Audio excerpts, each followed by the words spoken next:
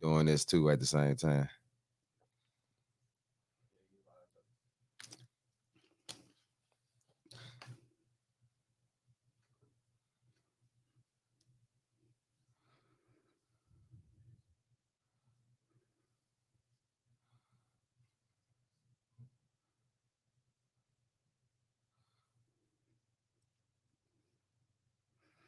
Yes, sir. Yes, sir. Yes, sir. We are back. What's happening, everybody? It's your big homie Doe checking in one time for the one time back with another episode of Donuts with Doe. And on today's podcast, we got one of them guys I like to call the slash guy because he do so much. He like a Swiss Army knife, you know. Man, He's a promoter. He's a community leader, a community organizer, uh, road manager, booking agent, promoter, barber. Shoot, we can go on and on, but we ain't got enough time. look, man, I We ain't got appreciate it. enough Yeah. time. So we like to welcome Otis Carter the fourth. Yes, sir. to the Appreciate you, brother. podcast. Appreciate you. It's an honor and a blessing to be on here with you today. Oh man, we go back, so this Yeah. ain't even like a interview. This is like just a conversation Yeah. with one of my homies, man. Yes, sir. But for the listening pleasures, we have to give you the background of how you know Otis Carter became OC in the streets of Nashville, putting on for the city, man. Yeah. So just take us back, man. I know you're originally from Mississippi, man, and Yeah. tell us about your upbringing in Mississippi. What part of Mississippi you from, and Oh and man. how you got here. Well, I'm from actually was born in Moss Point, Mississippi. Okay, Moved to Nashville very young, about 3 or 4 years old. My mom's from here. So okay, my mom and dad, he's a Tennessee State alum. And happened to move back as a young man too by the 5th grade. Moved back to Moss Point. And it was just coming from Nashville, being in the inner city, in this country accent I didn't always have that. I got that from being down there with them so long. I used to be proper when I got to Mississippi. But it's a difference, man. It's a different love and a different atmosphere that you get being in those neighborhoods with those grandmamas and just that country environment. Cause we were slow, but we fast. So it wasn't like we were country bumpkins. right. We would just talk a little slower than everybody else, but we really was on, we was on point. We was well traveled. We had a lot of experiences with the band, with athletics. We've had a lot of success come through our town. So we're not a stranger to, to the lights. Yeah, man, it's a lot of people that come out of that area, Yeah. man. Shoot, I don't know if he's from that area, but you got Monte Ellis from down Yeah. that way. From Jackson. Of course, your boy, Devin Booker. Devin Booker Oh, from yeah. shooting the lights That's out. the The guy. Suns. That's our guy. Shout out D Book, man. His family, Yeah. dad, granddad, all from Moss Point, Mississippi too, as Sure. well. He got a long, strong lineage. His dad actually played in the league too, Hmm. so he wasn't a stranger Melvin. to. Yeah, Melvin Book. Yeah. Yeah. You know your history. A little Oh something. yeah. I gotta be well rounded out Oh here. yeah, I like that though. Yeah. Man, so we're gonna get into you got here and you said you Yeah, moved back I moved back. and Yeah, then I you moved back in 2006. okay. My wife now at the time my girlfriend, she moved up here first in 2005, and in 2006 I felt the need to come follow her up here. And since I had family up here, it just all worked out, and man, just swinging and banging in Nashville, man. So before we even get to that, what were we doing in Mississippi to prepare us for another round in Nashville? Man, let's just say though, I wasn't the I was today. I We was all got a all pass. over the place. I was all over the place. That was my start to entrepreneurship though. I always was a hustler. I used to cut hair. I did everything. So fake Jordans. I did everything, bro. I was in the street. I had some stuff going on I ain't so proud of, but I did it all, man. Everything. Entrepreneurship has always been in my spirit though. As long as I can remember. Everybody on the live from my town can tell you I was cutting hair at 15 years old. All the band members, football players, everything used to come by the crib. On the front porch. My granddad actually had a barber, so he was a barber. So Oh, we had a okay. little shed in the back, barber chair, window unit, We had chairs in there for my people that could wait on me and everything. We couldn't have from $3 or $5. I was like 15 years old, Banging it out. banging it out. Yes, sir. So, it's in me. Phew, I wish some haircuts were still $3 and $5. Yeah. I I just done cut paid. a many heads, boy, to buy a pair of shoes, boy, back then. Yeah, so we barbering, we did dibbling and dabbling out here. And how was your upbringing? Did you have your mother and father in the household? Did you have siblings? What was your household like? I had my mother and father always in my life, but I didn't live with them together when I moved to Mississippi. My dad took me because I was in the inner city, Nashville. Like I wasn't in the burbs. I was in the projects, Okay. some of these rough apartment complexes at the time. So it was more so my mom, my dad came to a decision to let me go down there and get some structure, more structure as far as stability. My mom always stand up, my dad stand up, raised me right, you know. But going down there was just the surroundings. And even though it was the same pressures and the same thing going on a little bit, it wasn't just all around you. It didn't engulf me. So I always had the other examples of success and blueprints and stuff. I'm around my granddad, Navy, circumnavigated the globe 4 times, had a certificate Mm, every time he went around the world. It was just a beautiful thing. My grandmama, we had a thing on our wall where she posted everybody's if you ever been to my grandma's house, she had everybody's plaques and accomplishments on the wall.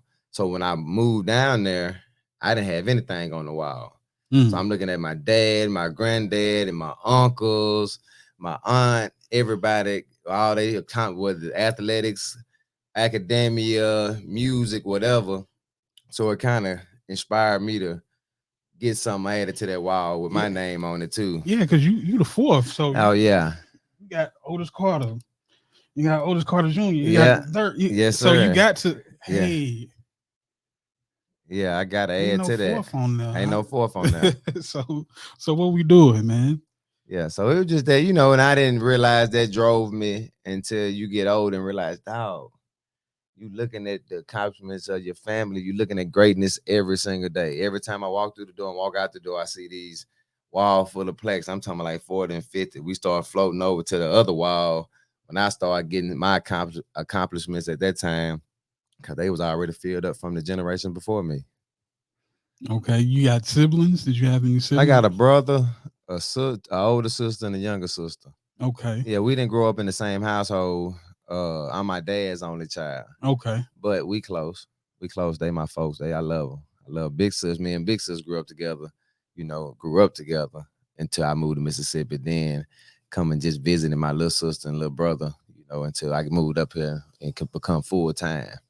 and so how was it growing up with a big sister? Was she the boss? Because I know my big sister, rest in peace, she was the Yeah. boss. Man, she was fun. We fought now, but she was fun.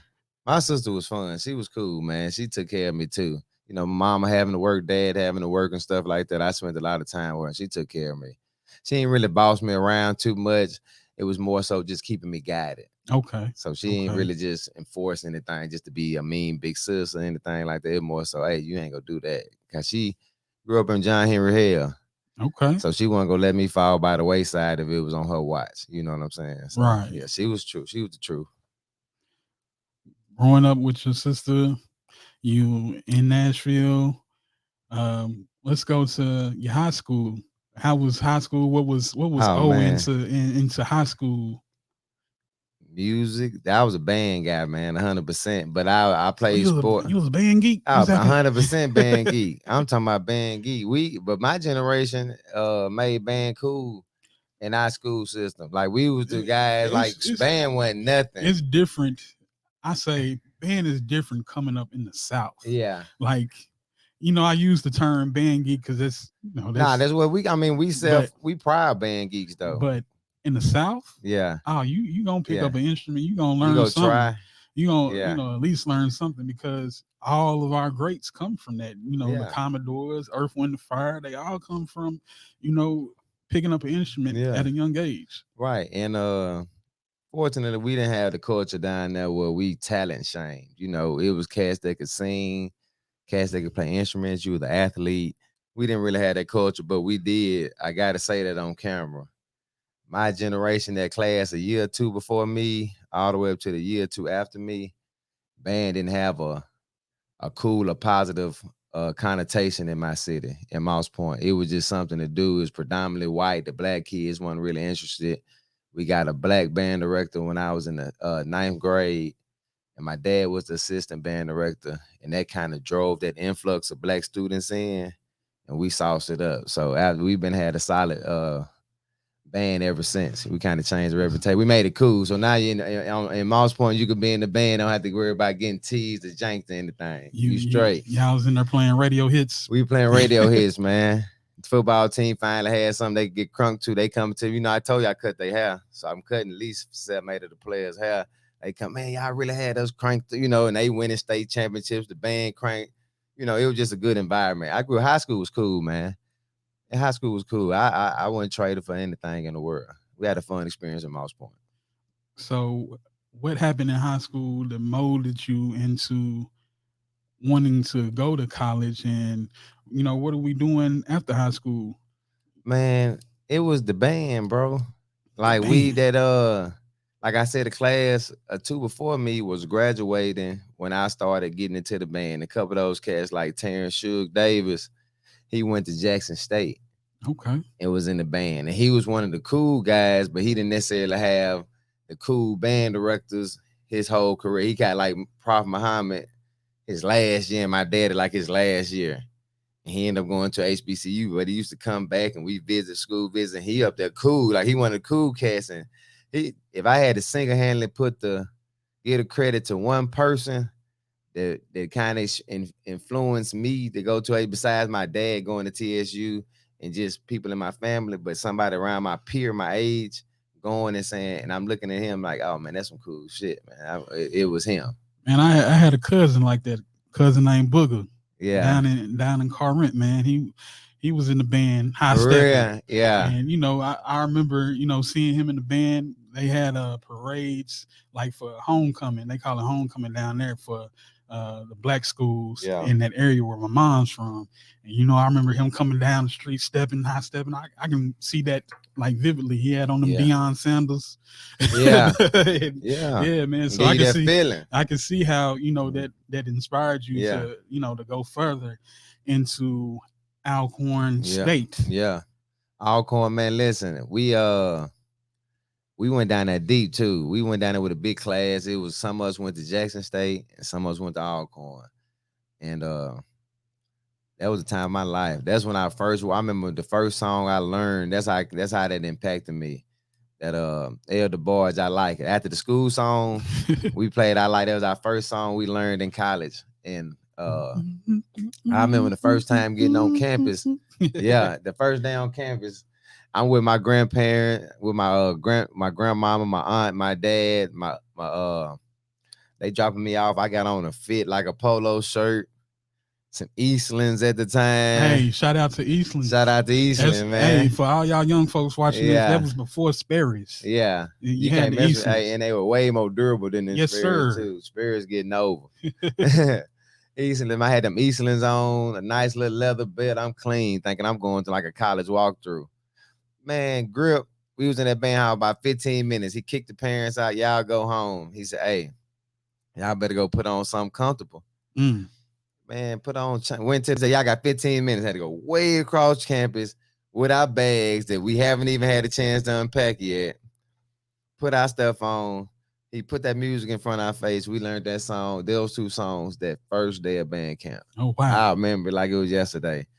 But it was fun, man. Alcorn being around, I ain't gonna lie, going to HBCU, being around all those black students with that's trying to achieve high standards of academics, also having fun, also with different personalities. That was a beautiful experience, man. So in that vicinity, you got Alcorn, you got Jackson State, Iowa away. You got, what is that, Tougaloo? Tougaloo, Iowa is in Jackson too. That's an hour away. I'm thinking Delta State. That's a couple hours away. So you got that's in Cleveland. You got all those schools around you. Who was your rival? And was you pulling up to to the Man, schools and get some action in with that band. look, man, our rivals at Jackson State.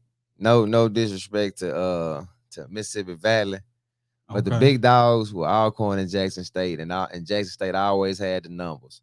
So we always used to come in smaller than them, but we made them respect us. And they used to get down, but pound for pound, couldn't nobody mess with us, man. I'm gonna be honest though, couldn't nobody mess with us. But it always was friendly because we used to go to Jackson State and visit often. We had quite a lot of friends. People went to the same high schools. You might have a graduating class like us from Moss Point. 4 or 5 of my cats go up there. 4 or 5 of my partners come with me to Alcorn. But it's like that in Greenville. It's like that from Natchez, Vicksburg, all these surrounding cities. They got people that come here and friends that go there. So we visiting campus, talking noise. It's real competitive, but it was fun. It was all in fun. fun fact about the city of Jackson, Mississippi. Did you know that Jackson, Mississippi is 85% black? Yes. It's a very Yeah. chocolate Very city. It's chocolate dark city. chocolate It's a beautiful actually. city too, man. I love Jackson. Man, why would you say that a city like Jackson hasn't progressed as like maybe Atlanta or any other places? Why isn't that industry couldn't find its way there versus Atlanta? Even you got a city like Clarksdale that's famous for the home of the blues Blues, and yeah. stuff like that. Shout out Clarks. I've been there too. Clarks Vegas, man. I like Clarksdale. But I'm gonna tell you why, man. The state of Mississippi, we're not doing a good job. It's not just them too, because there's a lot of responsibility on us now, because we have a lot of this the information age, and you can pick up your phone and know what's going on. But the people there are still financially not stable. Got you. Like Atlanta has flourished because you have an informed public and informed voter base. They can change the local dynamics because there's people thriving. There's a lot of poverty in Atlanta too now, Right. but there's also a lot of money in Atlanta. And a lot of the money that's in Atlanta, we control a lot of that too. Right. We still don't control everything, but we control a lot of that. In Jackson, it's Mississippi. It's still in Mississippi, and it's still ran by the good old boys. Yes, So sir. they just like Atlanta. They let you have Atlanta, and they didn't expect Atlanta to get that big. But all of the other parts of Georgia is good old boys. Oh yeah.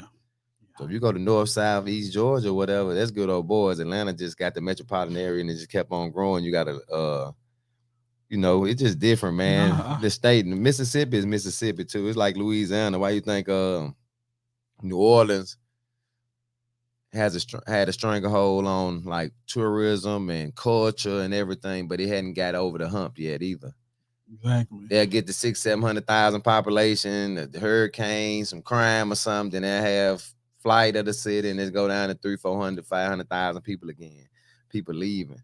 Yeah, They, to speak to the detriment about Atlanta, I heard a joke one time where somebody said, "I ain't from no Georgia, I'm from Atlanta. I'm from Atlanta. Atlanta." Yeah, that's a whole different place. So, and we're gonna come back. We stopped at Alcorn. Yeah. Then we graduate. Yes, sir. I didn't graduate. Put that on paper. I'm Okay. just a dues paying alumni member. They installed a lot in me and instilled a lot in me, and I was there long enough. But I did not graduate. But I'm an Alconite nonetheless. And that's not a shot at you for not No, graduating oh because some yeah. people recognize, hey, school just ain't for me. Oh yeah.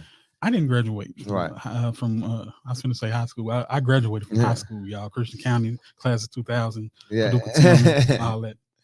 But I went to NKU up near Cincinnati. Yes, sir. I didn't finish. I came down here to MCSU, you know, Yeah. out here, Yeah. being a young man. Yes, sir. And, but that didn't stop my progress. It didn't stop me from achieving. So after college, what was your goals and what were you trying to achieve now that you're not in school, but you got to get out here and do something. And what was that something? Uh well, I right after I left school, I spent a year at the house figuring it out. Almost a year at the house figuring it out. Before I moved to Nashville. And I moved to Nashville, it was more so let's just get a job. my wife at the time, my girlfriend, she was had a job. She was fairly stable. She was stable, but I'm figuring it out. I'm job to job, Clover Bottom, UPS before I went to barber school. Okay. So that was my like, you know what? What am I good at for real? Like what I've been doing this whole time, the whole time, every job I went to, I'm cutting 2 or 3 of my coworkers' hair. Man, In college, I I'm get you in the cutting parking hair. lot, bro. Yeah. Right after from work. I got you. I'm taking my clippers to work and following them home and busting their head, like that. So uh I'm like, what am I good at? I cut hair in college, cut hair all through high, like from the ninth grade, not just like something I picked up a senior year or something, like ninth, 10th grade, all the way through high school. Most of my college, at the couple of little dead end jobs I had, I was still cutting hair. Some said, man, let me go to barber school. Not really thinking that I had a job or a barbershop to land at already. I went. But I had a family friend, Gary Jackson, end up he's been in the family a long time. Actually, my cousins, they each other's godparents to each other's kids and stuff too. So I consider my cousin. Uh he had a barbershop in Antioch. Okay. And make a long story short, I worked there for 10 years. I think that's where we intersected Yeah. Yeah. at that barbershop. That's what we Was it did. G's? Yeah, G's. Yes, Yep. sir. That's Gary. Yep. Short for G's. And that was with Kenny. Okay. Yes, That was sir. at Kenny's show on his album release parties. You came through and you did the set. Yes, sir. And I thought you were dope, bro. Man, I appreciate it. I do a little Yeah. something here and there. And I'm gonna be honest with you too, bro. Be real honest with you too. I'm gonna be honest with you. You as a man and you as an artist.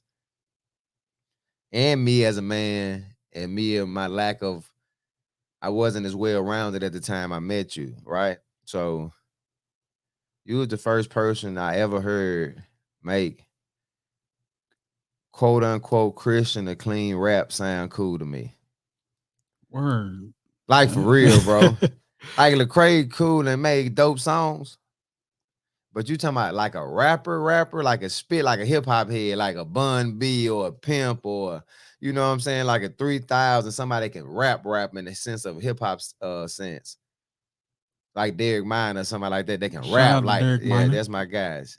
Somebody like that, they can just rap, but they subject matter, bro. You was the first person ever to make me be like, he's just a rapper. They can just rap. He ain't just like no Christian rapper, bro. Just a good rapper. And you got wordplay and everything. And you didn't make me feel like I was at church while I was listening listening to your music. Man, I appreciate that. And that was something that I strive for because I felt like if I'm going to attract people, I can't beat them over the head with the Bible or beat them over the head with this word or, try to Yeah, chastise somebody. I got to give them my story yeah, and hopefully they'll learn from it and they can see God through my story and my process. So, I'm not going to say it was all planned or it was yeah, all me. I give all honor to God for, placing that spirit within me to, recognize that. But yeah, man. yeah. That was dope though. And you opened my eyes though, bro. For real, for real. Cause I'm just kind of like I was telling you, my best friend's wife, it was his girlfriend at the time. We had Alcorn. She was the first person. Shout out to Brandy, cause she'll be watching this. Shout out to Brandy Kais. She was just my partner's girlfriend at the time. And all we listened to was Boosie, Master P. That's that old Boosie. We had think it's Kai 2000. So this ain't the Boosie everybody know. This that Right. across the track Boosie. So it's Boosie P, Hot Boys, all that stuff. I wasn't well rounded. The most lyrical I was go to maybe was a 3000, a Scarface, a Pac, or a Jigger. Jay-Z probably the most north. And I always liked Jada Kiss. But for some reason, nobody ever gravitated us towards me. She was the first person who made me listen, like really tap in, appreciate Common. Mm.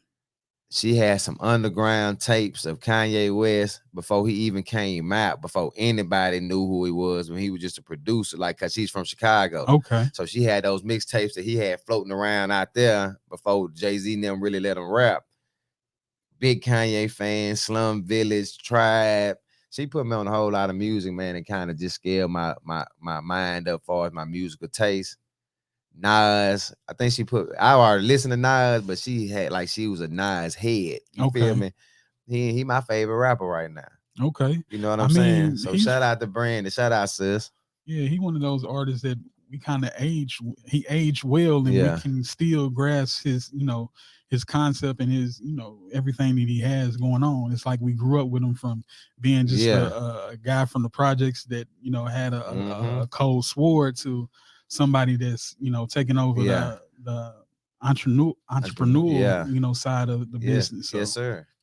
And he still find a way to kill everybody on their features right now. He's still relevant. He still make all his verses mean something. That's one thing I like about Nas. Every single feature, every single verse, he go drop a jewel and put a gem in there for the young cats. Every single song. You can't pick a song where he just wasted a verse and then right, give you something to lead you better. Some verses are stronger than others where he get like Jay-Z just got a song where he just talking about messing off and just blowing the money and just you know what I mean. And in the song early in his career he was flat, but he wasn't necessarily teaching you stuff consistently like he does now when he got older in age. Nas from the beginning left you better if you listen to what he was saying right. from the very beginning. And that's why as I got old, I went back and really tapped in and being at the barbershop with G them and all them old head cats. They go whip you in the shape far as your musical, So I'm 24 working with them, 25 working with them. See, you gonna learn something. Fun fact: uh, Illmatic by Nas was dropped April 19th, 1994, which is my birthday. So, Oh, I always keep that in the back of yeah, my mind. And actually, that same week of 1994, Outkast dropped Southern Playalistic. Also, I want to say Scarface, The Diary. yeah, yeah.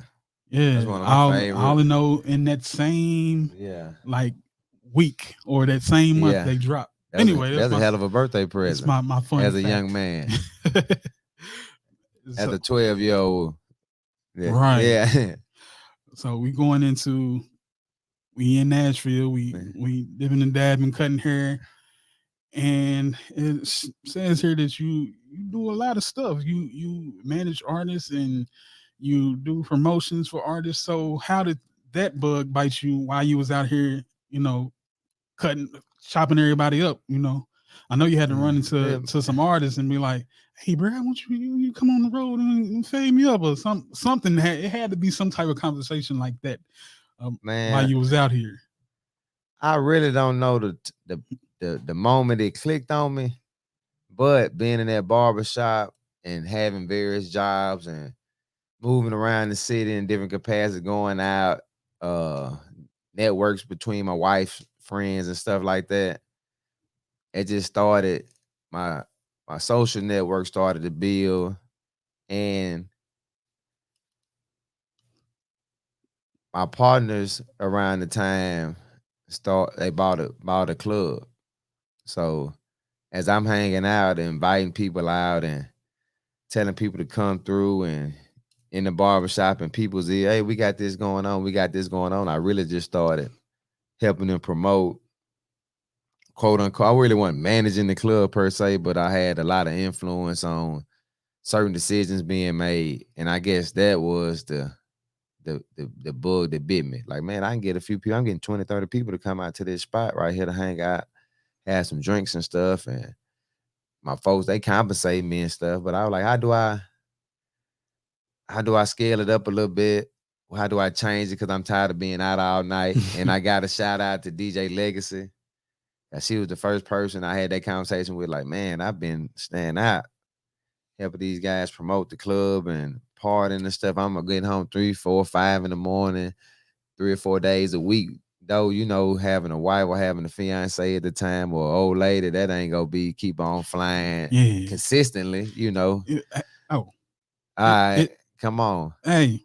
So outside of doing that for a year or so, uh, Legacy was like, "What do you like to do?" She just asked me. I nobody ever asked me like, "What else do you like to do? What else other art form do you want to participate in outside of helping people book parties at the club and kind of helping them manage that?" I was like, "I like comedy." And she was like, Well, you ever thought about doing a comedy show? I'm like, I haven't, but I do now. And the rest is history. So the comedy bug bit me before I ever did a concert or anything Mm, like that. Before I did my first booking in any concert, uh, I did a couple comedy shows at the Cave, and that was all through Legacy. Legacy challenged me and inspired me to do that by making me find out what I really like. Nobody really asked mm. me what I liked. Outside of cutting hair, I didn't have a passion for real that I was chasing. So I'm like, man, you know what? I want to do this comedy thing. Then I do like it. I do go to me and my wife go to Zana's all the time, and I'm watching his comedy specials, and I even been to a couple of local comedy shows up until that point. Jazz and Jokes was on. Man, you know what? Oh, I bet on myself. so So is this where the start of Wisecrack comedy series that's comes about? exactly. And when would you say when was your first show? It was 2014. So it was 2014, my first show. I remember it was like August 22nd, Mm, 2014 at the Cave. Sir Walt was my headliner. Jessica Carter, KJ Johnson, and Zach Boog was on my line. I remember my first lineup and everything. mm. I had I forgot the band, Steven Marshall. I think her name Rochelle. Uh She used to do nails for Rochelle. Nah. yeah. She wanted to sing. She one of the most popular. She had a local band, Salazar and them, and I booked them. I booked the live band, the comedy show, and all through Renard Hurst too. He helped me out. Okay. Legacy introduced me to Renard, and he kind of managed my relationships with the comedians and kind of taught me most of what I know in the comedy game too. So shout out to Renard. So every time I have a podcast or if I have an opportunity to give somebody some flowers because they put something in me, man, I'm gonna give them their flowers. Got Because to. without them, it wouldn't be a part of my story and my journey. And Right. people need to know that because people act like they did it all themselves. And that frustrates the hell out of me because I know if you ain't one of the biggest sayings, if your dream, you don't need help, you ain't dreaming big enough. And I always like to reiterate this thing about visions. I probably done said this on every podcast now, but when you are given a vision, God is always going to put somebody in your path to reaffirm, reassure you that you're going on in the right direction. Yeah, And so, these people that you named, DJ Legacy, Renard Hirsch, these yeah, are all people that were reaffirming what your purpose was or what you was going into. You yeah, building opportunities for, other people just off of stuff that you love to do. yeah. That's how it started too, man. And when you when you have people that's willing to give you help, you have to make sure when you able to return the favor, whether that's just giving them a shout out, a nod, or returning the favor literally. Whenever somebody do something for you, man, you need to keep them in mind. And I'm big on that too. So that's why I always make a point to shout out. So there's gonna be some more shout outs too, though. That's really what I was doing, just letting you know I'm be shouting some people Nah, out. this Cause is my all story ain't complete without them. it's all good. This is a game influenced podcast. You can Say no more. name drop like a game album. Say no You know more. what I'm saying? So Say no more. um we building out the Wisecrack comedy series. Yeah. What is your highlight moment, your aha moment? Like, man, I really got something with this Wisecrack thing. I'm bringing people in. I'm booking it out. What was that? Okay, I Okay. can I can do this. I got it. Uh, when I made a proposal, one of my friends had just opened up another spot in Smyrna. Sing High. Pyro Mm, opened up Sing. You know yes, sir. Pyro opened up Sing High. And it's like 2015 or something like that. 2015, 2016. So I'm doing it for a year or so. Did a couple shows, financed them, funded them myself, got it to where I was losing the first couple, so I got them in the green. I said, you know what? I got my data, got my footage, put a presentation together, basically like a one sheet. Me and Pyro had a conversation. So, hey man, I can bring this many people in. I can help drive your sales like this.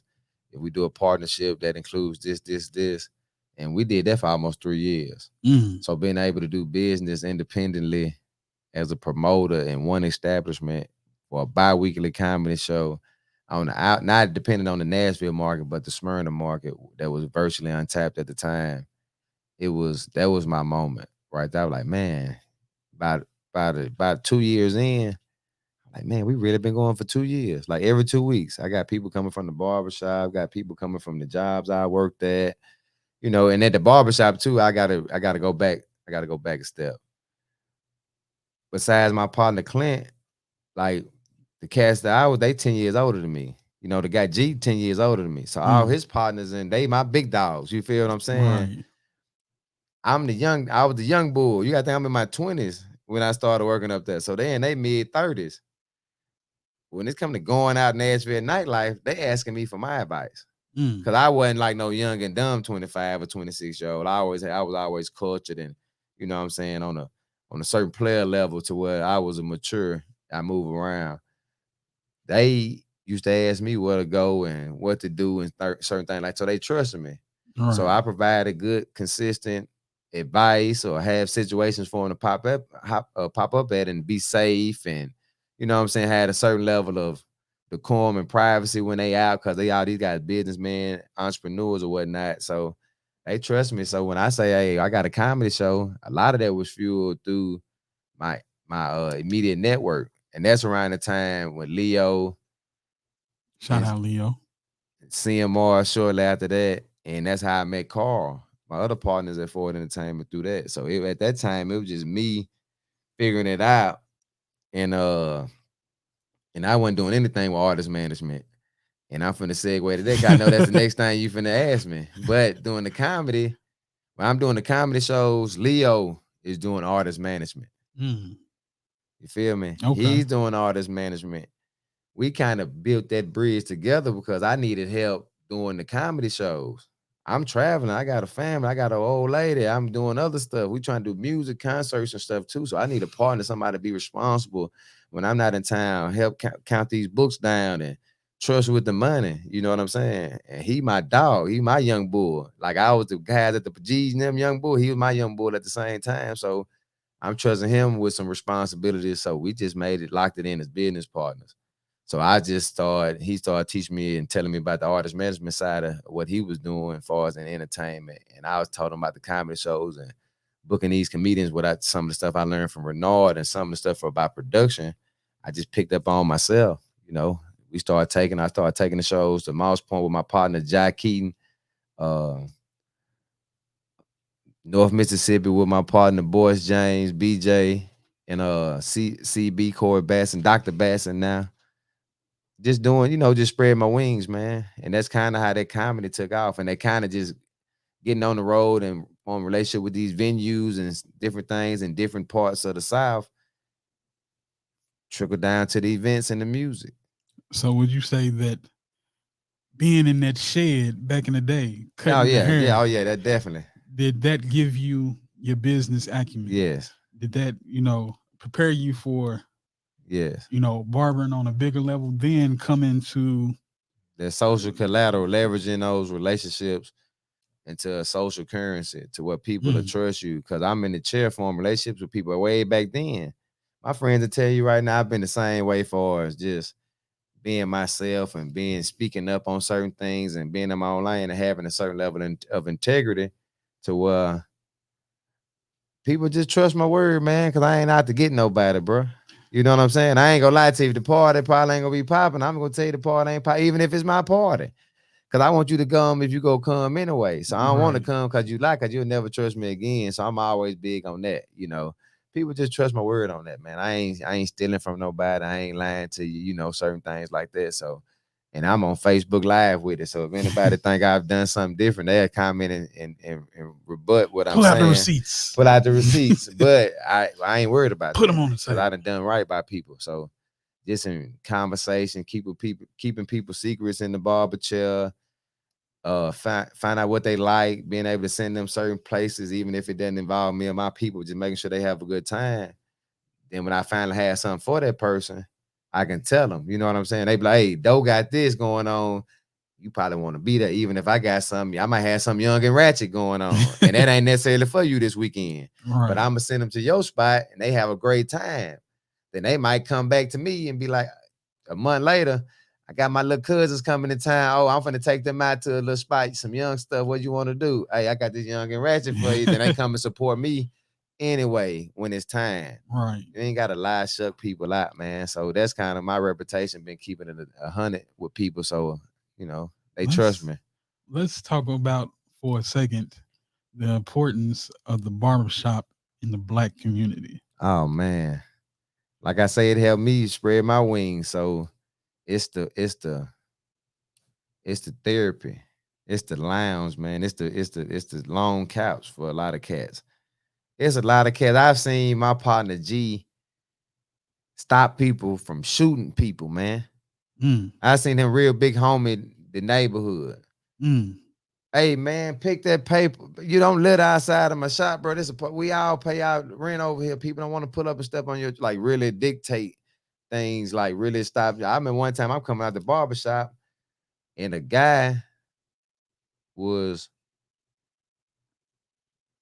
coming on to another guy and not like I mean coming on like attracted to the guy and was being disrespectful with it too. And then one of the gentlemen went out to the car to get a gun. mm, And I jumped in this like because I seen my big dog jump in a situation too. Like hey, and we don't even know these people, but just trying to diffuse situations. So, but we got a liquor store. We got certain other people in that community. They ain't doing that. You know what I'm saying? It's a liquor store at the time. It's the owners of the actual store we in. They don't look like me mm, or the people that was finna be in the altercation. But the owner of the shop, G, Clint, me, Nitty, Byron, we all look like the perpetrators of these events. You know what I'm saying? So we feel like obligation to step in. So in the black community, man, the barbershop is the safe haven. It's the neutral zone. It's cast to being that we know they might have been fighting in school, they high school, so they might have got to fighting 2-3 weeks ago, but they come to the same barbershop. When they're in the barbershop, it's nothing. right. It's nothing. We ain't finna have all that in him. You got your single mothers, they coming through, they feel safe, they trust their kids to drop them. Can I drop them off and go run some errands, pay some bills? Your kids safe. You drop them off. It's a daycare, bro. With a mental health, we counselors, we didn't, how many haircuts I cut for free? Mm, Or how many times I in front of the little haircut to a mom or a little dude for a prom? Hey man, I got and bro, don't even worry about it. I'm 2,000 haircuts in for free, bro. You see what I'm saying? I can imagine what G, a knitted who been cutting hair for 40, 30 years, how many just stuff like that in the community. I done seen G buy people furniture. mm. Like couches. Now I ain't talking about like an end table or a little or a fold out chair. I'm talking about a love seat and furniture set, bro. The The whole whole living set room for a suite. single mother. Mm, Cause he loved the kids. He loved her, loved the kids. They been coming around so long. They had a brotherhood, sisterhood. The kids in the community, like they know us and stuff. Man, they got a little spot. They got a new house. Congratulations. Hey, I got something for you. Boom. Bless them. So I'm around cats like that. D. Smith, like cats who generate Gerald Brown, cats around that barbershop, man. They go out their way to treat people right, do stuff for people, and just be a pillar of the community. A lot of that stuff I learned from the barbershop. that was going to be my next question. Yeah. Is your experiences from the barbershop, did that lead to you being more involved in the community? I see that you formed 200 Man Stand, and I've seen you do other stuff in the community as well. Yeah. So would you say that that was a start That was at the the gave me barbershop? my Nash. I'm be honest with you. My family they stand on stuff like that. My mom and my dad and my grandma, they are, especially my dad too, just being a band director. He giving people instruments, $1,000 saxophones, Mm, $400 trumpets, a $400 clarinet, a used, mouthpiece, whatever it is. He's always been that type of guy. My mom always been in church, helping people, donating her last, giving her last, taking kids back and forth, feeding the community. The barbershop gave me a group of black men that wasn't my family, leading by example though. mm, You feel me? So it's in me already. Like you can't. I'm already cutting half. I cut half for free my whole life. Popping in, doing this, doing favors, lending folk. Being a good guy. But seeing multiple black men, not just my dad or a couple guys in the community, and I also got to give a shout out to. We'll circle back. but seeing a multitude of black men that didn't sell drugs, that didn't hustle, do anything illegal, all business owners, a high level employees, be community first.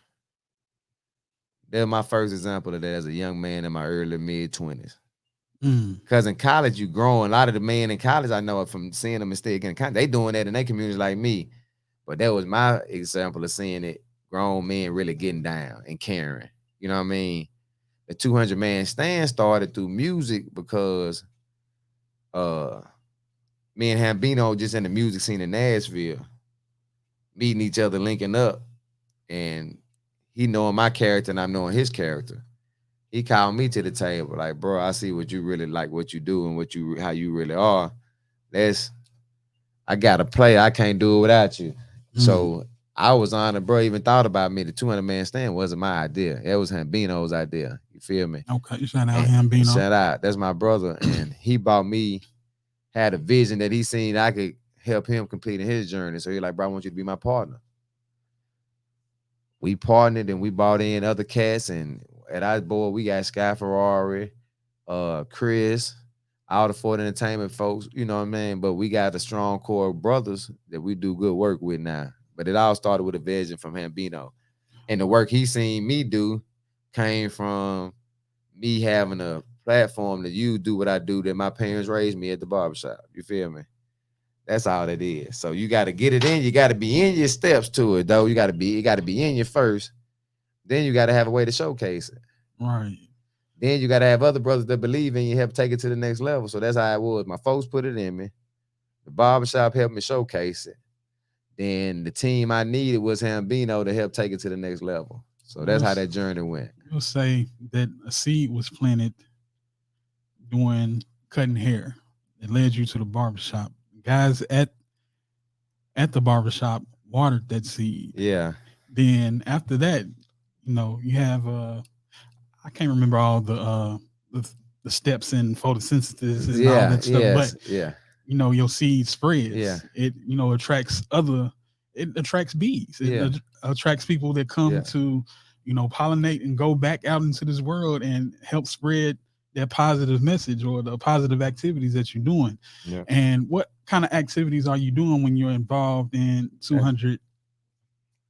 that helped me circle back. You didn't even know you was going. When I said I'm gonna circle back to something, you just helped me circle back to something. We started off just doing resources, meaning me and Hambino wanted to get employment, knowledge of self, uh, mental health, voter rights, civil rights, advocacy, just information in general, and bring it straight to the hood, bring it straight to Mm, the community. We ain't doing nothing. We didn't want to do anything new, right? It's people doing this all over the country. But a lot of people not setting up where the people can come that need it the most. If you have it at a high school gymnasium and you have it somewhere like that, and people that lack transportation can't get there, how do they get there? So we wanted to set up in North Nashville at the Hadley Park. There's people done it. We set up in Cumberland View, aka Dye City. We set up at Hartman Park. We set up in various communities and brought those various resources straight to the community so people can literally walk and wake up and see what, how they can be helped like in the moment. And now without having to see it on social media, a lot of time people don't have phones. They don't have internet in these inner cities, in these communities, but we throwing events and we marketing it like it's a party, mm, So we want to change that and, bring it straight to the community. Yeah, that's how it started. But one of the people that influenced one of our next initiatives was my partner, Skinny Pimp, aka Darius Price. He was my big home in the neighborhood. Like as it was anybody that I had admiration for growing up, that was a hustler to the utmost, but had character, organizational skills, leadership skills. It was him. But he was never a detriment to his community in the sense of violence or, you know what I mean, anything like that. He got his money now, but he wasn't finna do nothing. He respected the old ladies. He ain't the cat from the cuss out. He making cats cut the music down when they come through, no speeding through the night. It was something like that. But one thing he instilled in us was cleaning up and pride for our community as far as cleaning that thing up. mm. It wasn't no littering. If it was, it wasn't from our crew, you know. And we used to pick up the trash. We had about 5 blocks he served. I seen him serve at least 3 or 4 times. Even made the newspaper at the crib. You feel me? Mm. So I want to get back to that. So bro inspired me to do that because I participated in a couple. He did it while I was in college too. So one of them I did, and a couple of them I didn't get a chance to participate in. But I want to get back towards that. So he inspired me to come back and do the community cleanups. That's part of our infrastructure now. That's part of our arsenal. So Right. we got the community cleanups, we got the resource festivals, we got the mental health campaign, the destigmatize mental health. We got a lot of things going on right now, So that's all part of the journey, though. All part of the journey. And, you know, Hambino is an artist. Yeah, Um, let's jump into the artist management, the promotion, and the touring that you've done with various artists such as, Starlito, Bun B, uh, Scotty ATL. How did you get into that, and how did that all start? man. My first concert I booked was a standalone concert. Me and my partner Melvin booked together. It was 2016 for our musical event, musical concert. We booked Carl Thomas. Okay, And it went well. It did what it did. I think we might have lost a little money. We didn't get killed. you didn't get emotional, did you? I did actually. No pun intended. But I actually did because we lost a little money. That was our first showing, and the comedy it started but being successful at the time. So we took a little slight beating, but it wasn't nothing crazy. I was still encouraged and still motivated to go do it again. But me being an R&B music head, hip hop my first love, but R&B is like my 1B. Mm, You know what I'm saying? And some of it's becoming my 1A now, but at the time it was my 1B. But the next concert I did was a couple smaller rap concerts. Then I jumped out there with Starlito. okay. We did Starlito in Biloxi, him and Don Tripp. And it went crazy. We did good. It was a really good show, really good turnout. And that motivated me to do Young Dolph down in Moss Point with my business partners. And I put a story on my page there to make a long story short. The club owner jacked us off on that one, man, and we ended up having to come up with some extra money. We didn't have the full payment for Dolph, but that's why I respect Dolph a lot because we was short and he still performed for the fans. Mm, The club owner didn't contribute anything to us, bro. If Dolph was 32,000, we like, okay, we got the first half. We got the deposit. We paid the deposit, me and my team, bro. We paid the deposit. Then it's come Dolph come to show up to do the show. Like, okay, the owner, we negotiate. You got the back end. When he show up, you got the back end, right? Man, I ain't got no money. What? We scraped up like 4 or 5 thousand, gave Dolph. I think he wanted 32. We had 20 all together, something like that. 20, 21. Dolph performed, bro. mm, Didn't pull off. He was in every right to just pull off on us and take the money he had and take the money that we was gonna give him and pull off. He performed, did a whole set, about 45 minutes, bro. Real mm. talk. Real talk. He made me a Dolph fan. Not to get off subject, I just had to tell that story while I'm on air. Right. Cause I'm giving folks for their flowers. But that's why I got a lot of respect for him. But that led after that Dolph concert, we doubled back down with I forgot who we had next, but we bought Starlito down to Moss Point. After that, we had him at Biloxi the year before. And the show didn't do too good. And me and bro talked about it. He just liked the way I did business, I guess. So when they got ready to go on tour, I was like, bro, I want to get a couple of these dates down in my area. And me and him, like, bro, let's partner because he independent. He truly an independent artist. He a big dog in the independent space. So he moved everything by himself. Right. So they did 52 dates. I partnered with him on like 6 or 7 to be exact. You know what I mean? Outsourced 1 or 2 of them. Like outsourced, I booked them for him and did like another couple, another 5 or 6 myself with him as a partner. And that led to Scotty was on that tour with him. So that led to a relationship with, like I said, your partner Joe, this my guy now, Shout out Joe Chevy. Dent. Me and Doe, I mean me and not Doe, me and Scotty ended up forming a good relationship at the time. So a year later, Scotty wanted to do a run and his management contacted me. We had a fair rate. We did it by 7, 8 dates with him around the Southeast too.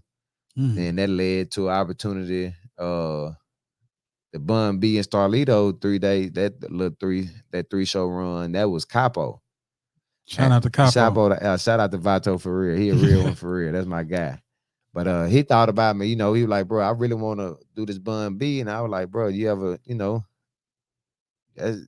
see if we can get like anything about putting the Starlito, and Bun with the Bun. Bro, yes, that's it. Let's see if we start, and boom, start agreed to do it. They did a 3 city run. I was partners on 2 of those days. I Mm. didn't do the Nashville show. I did the Atlanta and Birmingham show as a partner with them. Okay. But that was a good run too, man. And just the whole time I'm figuring out how these artists move from booking these artists and Leo doing the artist management. He had parted ways with the people he was doing business with. So I never got a chance to do business with those guys. But we started an umbrella together under Ford Entertainment around that. All this happened at the same time. Okay. And at that same time, we discovered Triple Play Squeak. She already was one of the friends of the family. My little sister and brother and them grew up with her. And I knew her very well, but I didn't know she rapped.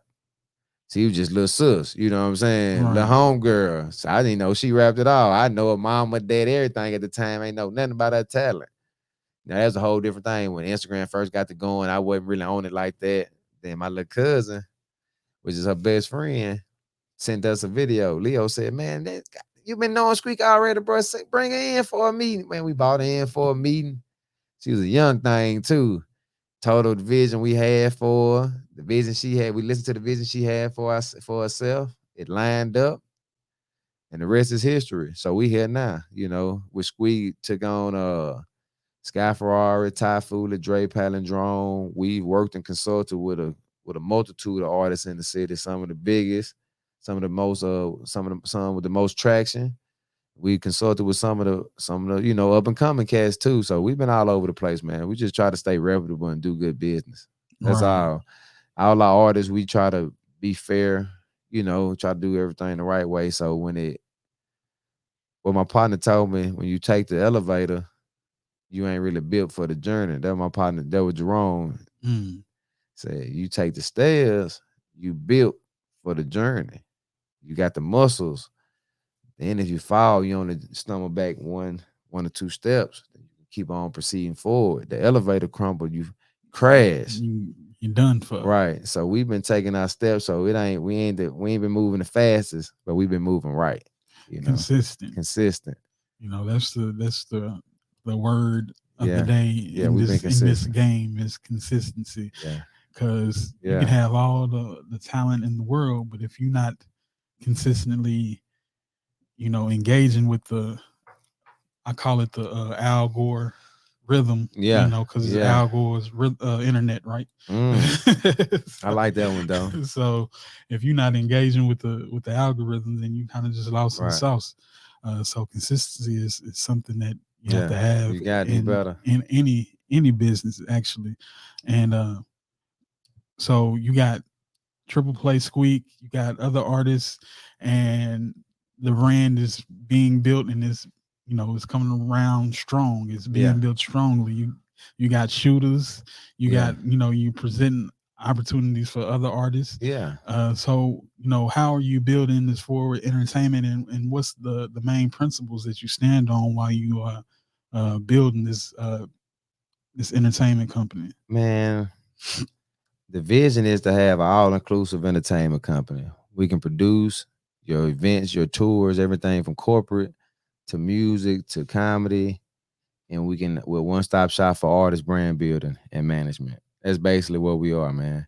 We have 4 owners, me myself as a founder with 3 other business partners. Uh, we do stuff with integrity. We ain't trying to cut no corners for you. We go be brutally honest with our artists.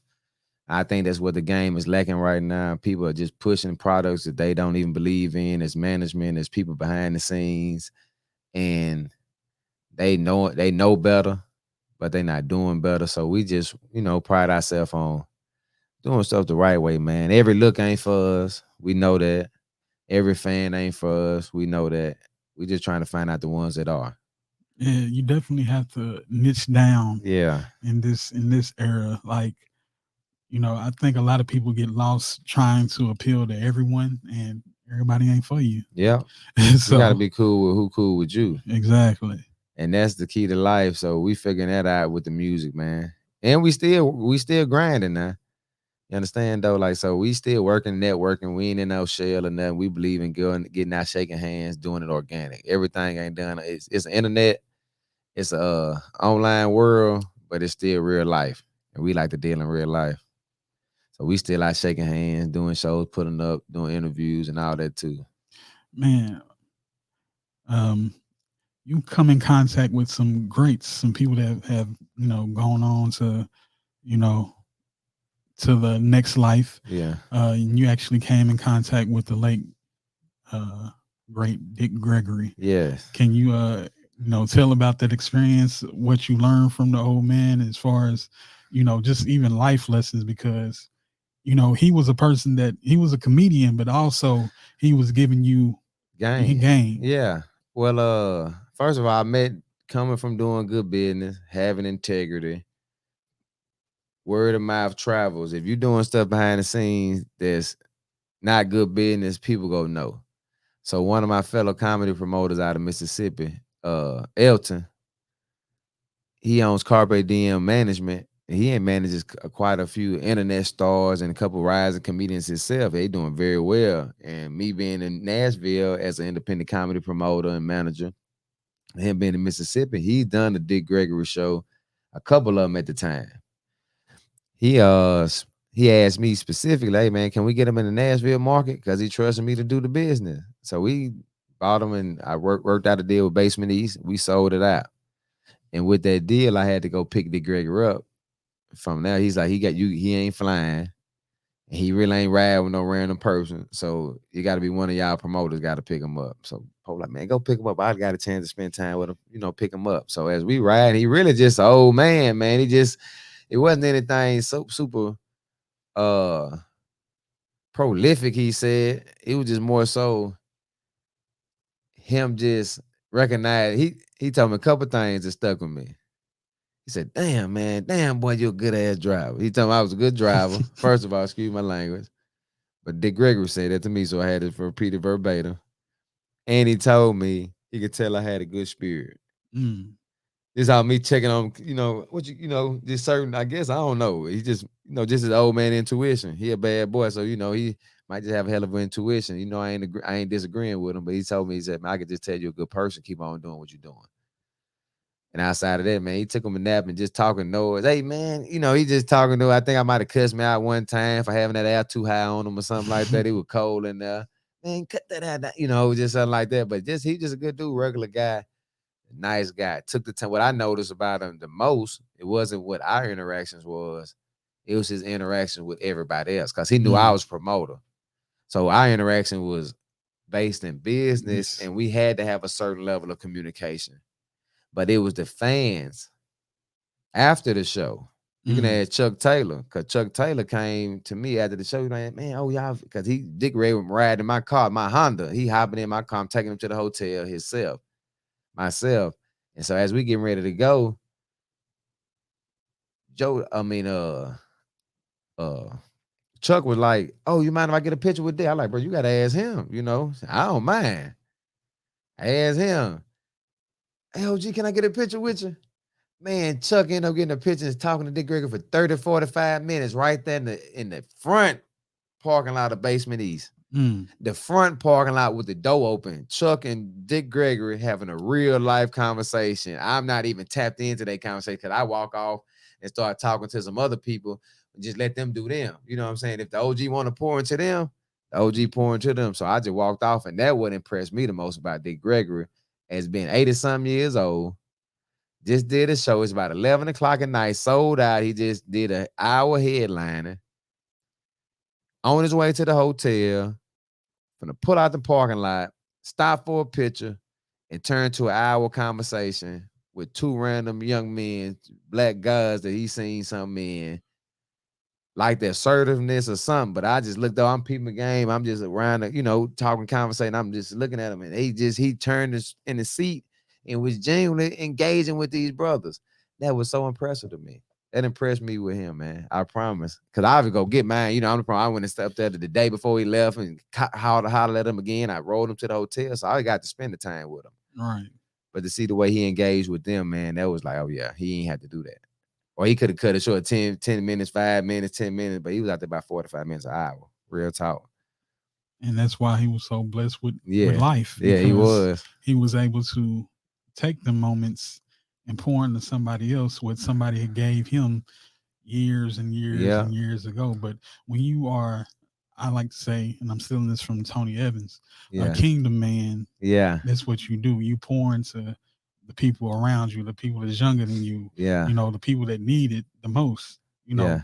those people at that moment probably needed I the needed the most. most. Yeah. You know, Yeah. if I'm pretty sure if it was somebody older, he would be like, "Hey, Yeah, take a picture. Okay, yeah." all right, yeah, yeah, well, let me get on to the cause he ain't But shy. He gonna tell you what he thinking now. and as an older gentleman, he recognized the immediacy that I have time. Let me Yeah. pour this into this young guy. Yeah, oh yeah. Let me, you know, this could have saved him from going to do something dumb. Yeah. You never know. Yeah. I definitely Chuck didn't let me know how cause Chuck my guy. So he let me know a multitude of times how that impacted him, as far as how the OG took the time out to talk to him. And even he didn't tell me the whole conversation, but I know a couple of the gems he did lay on him, and they was, it was there. Yeah, I just respect it. I Because respect it, we man. got this term in the streets now called steppers. Yeah, You know, but some of it is a negative yeah, connotation. But if you break it down to what a stepper really yeah, is somebody that's stepping out on faith, yeah. really. I'm a stepper. And exactly, somebody that's stepping out on faith and able to control the environment that they're Yes, in sir. with their actions, their integrity, Yeah, their accountability. That's what a real stepper yeah. is. You're right, So as you are stepping into your journey, what are other things, other attributes that you have added, to your regimen that you do every day, or you know to be successful? What are some key things that you put into stepping out here? man. Have good counsel. Cause Mm, everybody like, hey man, do what you do and don't let nobody deter you. Everybody give you that cliche, do what you do. Nah, bro. Don't just do what you do. Talk to some people about what you want to do first that you respect their opinion on, and get some reputable opinions and insight on what you want to do, because they might get one or two things gonna happen. They're gonna reinforce your feelings to go on and do it, or you're gonna appreciate the insight and they might have some experience or some game of knowledge to deter you from wasting your time, energy, effort, or crashing. You know what I'm saying? So my journey over the last year, working on a couple of the projects that I've been working on over the last 365 days, has grew me more than probably these last 3 to 5 years combined. I want to speak a bit about seeking high counsel, Yes. because that's actually biblical. And I know you are familiar with my company, Higher Yes, Ground. sir. Um, in the Bible ages, before the New Testament came along, people had to go. They felt like they had to go to the highest point, the highest mountain, to be able to talk to God. Yeah. So that's where you get the term seek higher ground, Yeah. because you leveling up to meet God where He is. Yes, sir. But once Jesus came, He meets us where we are. Yeah. Yeah. So it's a good thing that you seek counsel before you do anything, righteous counsel, because Yeah. you can't just get Yeah. a word from just anybody. Like you Right. said, you can't just take everybody's advice. You got to have somebody in your corner that has some wisdom, Mm-hmm. somebody that has some integrity, somebody that actually has some Yes, experiences, sir. because that's just like me asking my son for advice, and he 14. Yeah. What can he tell me about this or So that? Now yeah. he might be an expert in Certain. certain Yeah. things, Yes. but Yes. I have to find those character guys, I like to call, Yeah. and build with them. And it's a thing where you have to separate yourself You got to. from the You riffraff. got to. And then sometimes you have to go back into You the got to. riffraff and Yes. show them the way. Yes. And so, how have you used whatever you've done? I know you have a son, just like I do. Yeah. How have you used those experiences, that high counsel, to contribute to other young people? Well, I my high council also they are my high council because when it comes time for action, they about the action and the knowledge. So you can't be in my life as a high counsel or somebody I respect and want their opinion if you're not moving in the light that you say you're moving. You know what I mean? So I'm getting the advice from them about life and business, but when it's time to move and set these initiatives in the community, they my first calls.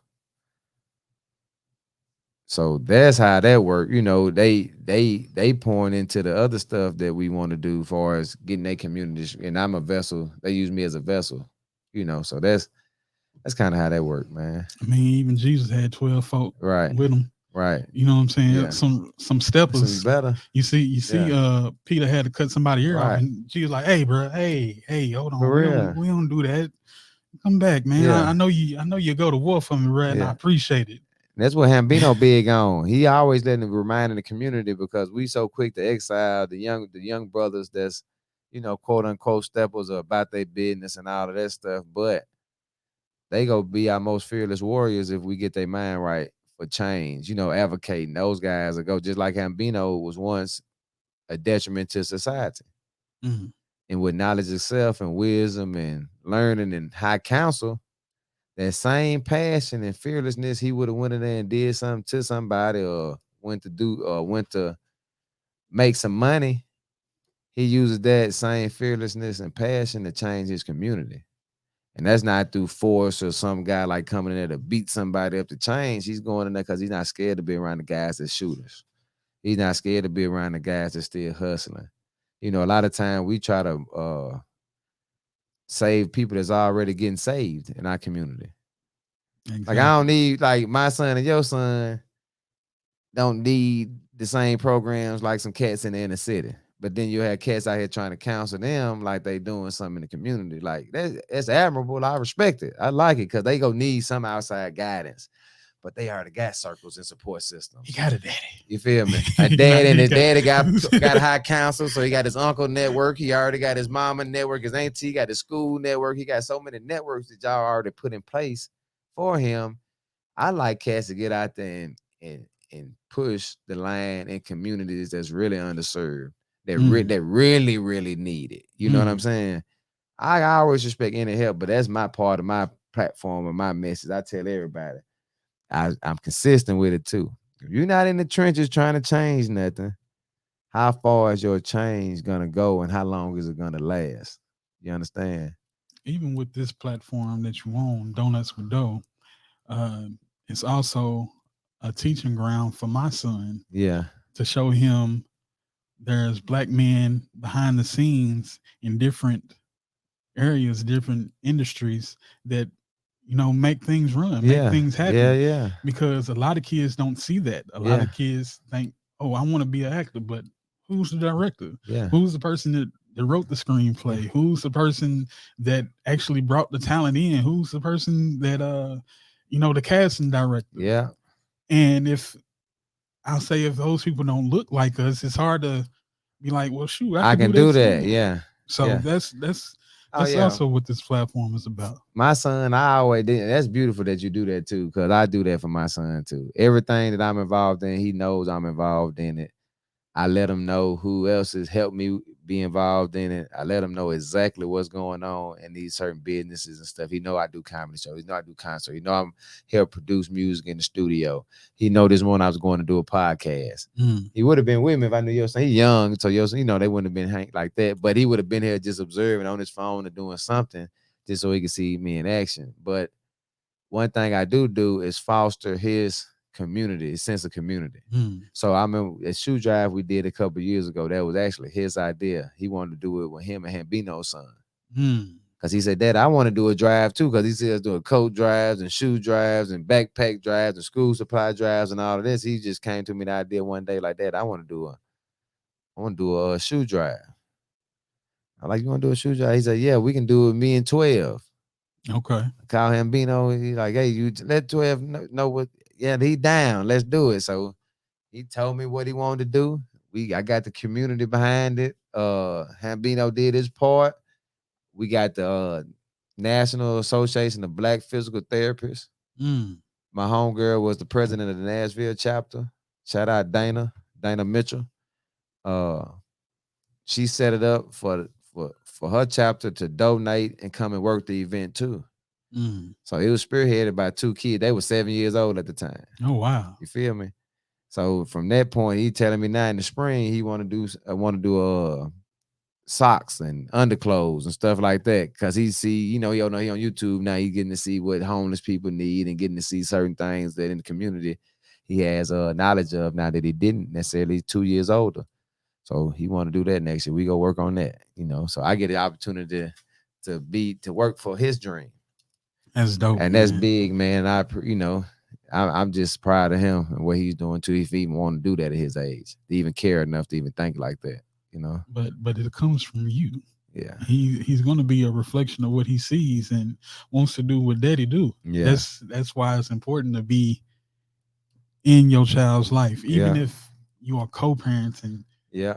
Be available. Be available. Be Availability is available. better than money. Yes, I sir. champion that to any dad out there going through it. I'm not going through it. And my dad didn't go through it, my mom, but I've seen it a lot. Availability is better than a dollar, man. If y'all can figure it out some kind of way for him to be there, the money that'll work itself out. I promise. Well, son already told you what he Oh trying to do yeah. next spring. Oh yeah. So what big O got coming Man. on, for coming up Man, in the works. this fall, we go take a break from any major events until next year. We working on a few things. I can't let them loose now, but for next year, we working on the Hot Summer Music Festival, Okay. July 2023. Hot Summer Music Festival. Yeah, so Okay. we working on that, man. We was working on some stuff this year. Had some stuff go on to where we had to postpone it and move it around and then recalibrate some things. And we, next year's the date. Next year we got a hard date on some things. So, but as of this fall, we got a couple community initiatives we trying to do. Late August, we working on a community barbecue to where no strings attached. Just come and eat, come feed. We asking all the community leaders, community organizers, the community itself, people within these neighborhoods to come out to Hadley Park. We're trying to get it locked in as we speak.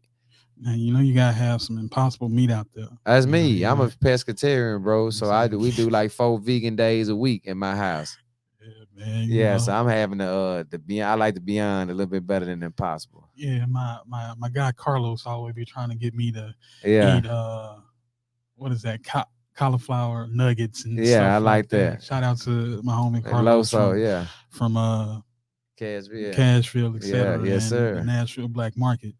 Anything else that you coming with after that as far as music? We spoke on the community Man, involvement. What Ty music Fula got an album out. The one Squeak got a project coming out with a lead single already out. High Class. going Uh, down? Dre Palindrome got a couple. He got two different projects coming out on the way. He got two different little genres of R&B he's been dabbling in. He got some sauce. He finna let alone. And Sky Ferrari, he do music, but he also do events. We had the pleasure of promoting a party, a Mayweather after party, fight after Mm, party here in Nashville uh last year. And the year before that, we did two of them with Sky too. So mm, he always got something up his sleeve too. So he working on something big for next year too. Some of that caliber. okay. A super A-list celebrity. He like to hit them big. He did Boosie last year. We helped promote that one for him. We did a couple things with him. We did Starlito in Mobile last year, 2022. In 2020 also. So we know, man, we shaking, man. We coming back in the spring, nothing in the fall. For real. But we gonna have a loaded spring. We'll get back to business as usual. The pandemic got us a lot less scared. We're a little bit over that now. So, it's hard as being an Mask off. entrepreneur, man. and risking your time and your money, your liquid capital, bro, to do some business, and you don't know what the government or what private or what people are thinking to go out there and risk it. So we're at the point now to where we want to get us a schedule and get back at it. Cool. So we got this segment on Donuts with Dough Yes, sir. that we call Dough's Half a Dozen. Yes, sir. And what that is we share half a dozen, which half a dozen is six. So six of anything of a category that I choose to share with you. So being that you a music man, Yes, sir. give me your top six artists that's out right now. Uh, Triple Play Squeak, Ty Fooley, Dre Palindrome, They Need Weeze, Yes, sir.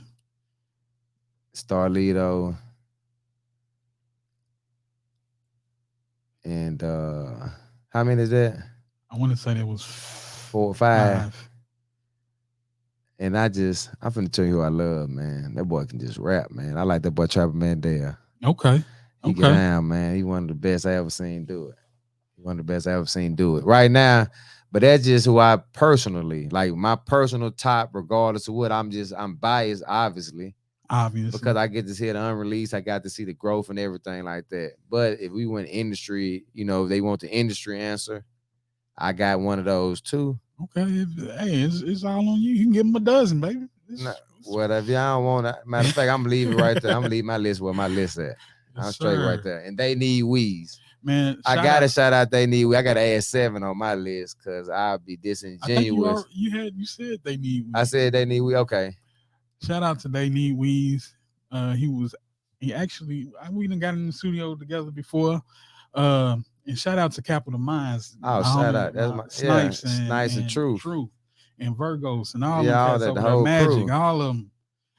Them some Man, good guys. I love them. We got it. We've done some stuff too. They some good businessmen too, man. Everybody I'm telling and dropping names on for our business and stuff is to show that black men do commerce together. yes, sir. Me and Starlito have engaged in commerce. Me and Hambino have engaged in commerce. Me and Snipes and Capital Mans have engaged in commerce. Me and Doe and Cashville, etc. We had a show series, Cashville Underground Thursdays. It, Yes, it sir. went for about 6 months. We engaged in commerce together, bro. You feel me? We didn't talk about that. Me, you, and Loso, Ford Entertainment, I got High Ground and Cashville, etc. had the event series at the Cobra about 3 years ago that we went about 6 months strong. And we booked some of the best Nashville artists, up and coming, some of the more established artists and everything. It was successful. We made money, and the whole premise was it we were breaking bread at the door and gave the artists like 80% of the door. So if sir. we had 5 people on 4 people, it was 3 people on every 4 people on every show. We split the door. We take 10% out to cover the house, and we were splitting the 90% between the 3 artists, between the 4 artists. And we did that to empower the music community in Nashville. So that's what stuff like that, bro, that we didn't even touch on is reason why I respect and love you, because you artists first, bro. You could have wanted to be on the show. We made the less money, and you're an artist. You could have said, bro, let me book myself and let me perform and make some but you was wanting to be behind the scenes and help cultivate the atmosphere of Nashville. And to see where we are now, if we don't do stuff then and there, we don't know how we influenced or how we impacted what we see now by doing that. Right. Because independent, some of those people that performed, they did not have it, they have not never gotten paid. Whether it was $5 or $50. A lot of those artists that we booked, bro, never got a check for performing. And they might not tell you that someone will, but I know that's for a fact. You know what I'm saying? But you got to start somewhere. You have to, for all the messed up business that people do, it has to be somebody that comes along and shows you the correct way to do Right. business or the You're right. correct way to engage in business. Because let's be honest, like we do have industry here in Nashville, but it's not as big as Atlanta where you can go to a LaFace office, you can go to, Yeah. these offices and learn the business or even, just be out in the streets and Yeah. run into an Yeah, you're exec. right. You're right. We don't have that here in Nashville. So Well, we do, but they don't look like us, so we don't even know who they are. You know what I mean? And they not trying to push hip hop. Then they only push a certain kind of hip hop too. And that's another conversation. That's a whole nother That's a long whole nother conversation, conversation. So bro. But before we get out of here, man, give us, the people you want to shout out. Give us your Instagram, all that good stuff, because I know you got a long list of people. Man, man, it's a I whole army shouted out. behind you. I shouted out to everybody I shouted out during the interview, but I want to shout out my wife. That's who, because when we talking about that council, Mm, I had to realize a lot of the reason I wasn't as successful as I wanted to be because I didn't run the ideas by her first. that's your helpmate. Damn, like, let me run it by her first. She got in, she's smart. She one of the smartest people I know. Hey, let me see, if it makes sense to her before I even go out here and ask somebody else. So shout out to her. Shout out to my parents, my family, everybody that's part of my shout out to you, bro, for this platform you got. And everybody I said in the interview, I mean that. Y'all paid a contribution into with my journey. I'm gonna continue. It's gonna be the fourth, fifth, sixth shout out y'all get. So it's gonna keep on coming. If they put me in front of a camera and ask about my journey, there's certain people I just gotta speak on, bro. So they already know who they are.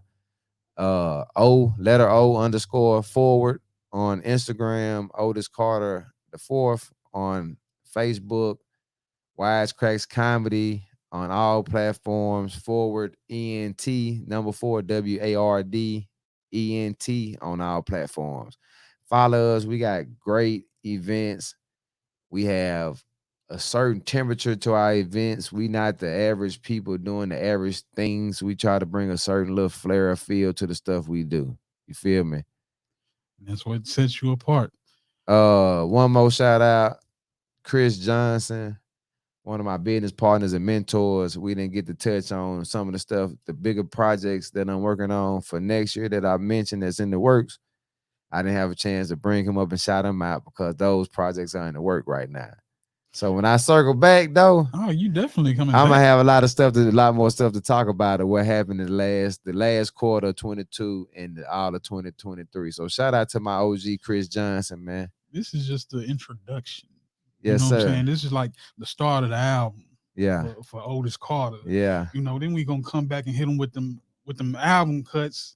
yeah. And then hit them with them singles. Yes, That's what sir. this platform is Yes, about. Just sir. showing everything that you're working on behind the scenes. Lord Donovan Hilton. Lord Donovan Hilton, that's my brother and my mentor, Chris Johnson. Big shout out to y'all. We go hit them hard in 2023, fellas. And I just want to let y'all know and let the world know those two names, we making history together. I'm making history with those gentlemen. Yes, sir. There it is. Man, and that's been another episode of Donuts with Dough, man. And I hope that you have enjoyed this conversation I Shout had out. with O. Carter from Forward Entertainment, Wisecrack Comedy. Yes, sir. 200 Yes, man man. Thank you. stand. Oh, follow the 200 man stand too, y'all. That's the most important thing Yes, out of the sir. whole conversation. 200 man stand. Facebook, Instagram, community initiatives. 200 man stand on Cash App. We always soliciting donations. We're 100% thorough with everything. Everything going to community initiatives. Transparency is what Transparency. we I like. screenshot everything on Facebook, Instagram. I screenshot it. I ain't even got time to even worry about it. I Put the screenshot it, put the post out. like I say, put the receipts on Put the the table, receipts on the baby. table, baby. Yes, sir. Yes, sir. And we out, man. We out, baby.